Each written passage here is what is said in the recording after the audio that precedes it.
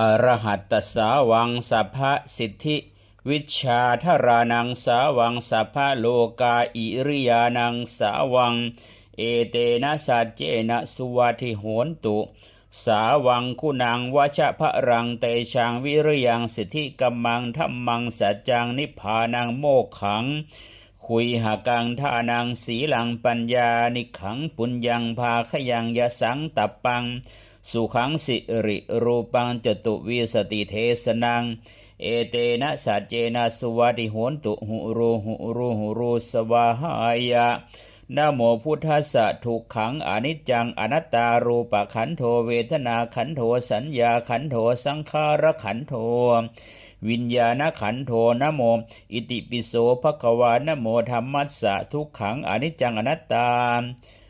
รูปขันโธเวทนาขันโธสัญญาขันโธสังขารขันโธวิญญาณขันโธนะโมสวากขาโตภควตาธัมโม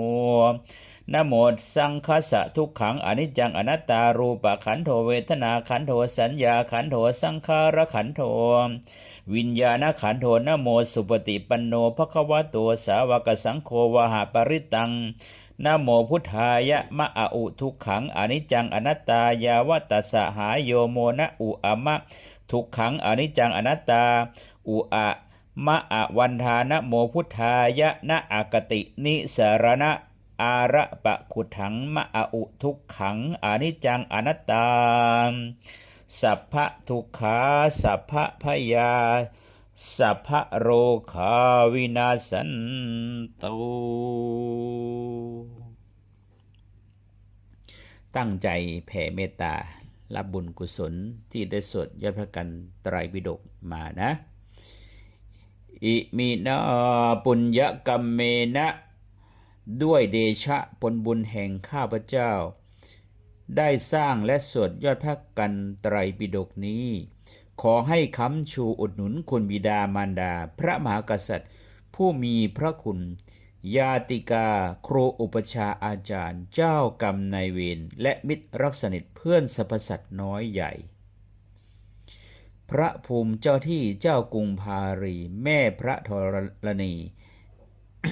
แม่พระคงคาแม่พระโพธิ์ศพพญายมราชนายนิริยบาลท้าวจตุโลกบาลทั้งสี่สิริคุตอำมาตย์ชั้นจาตุมหาราชิกาเบื้องบนสูงสุดจนถึงพระวัคคพรหมและเบื้องล่างต่ำสุด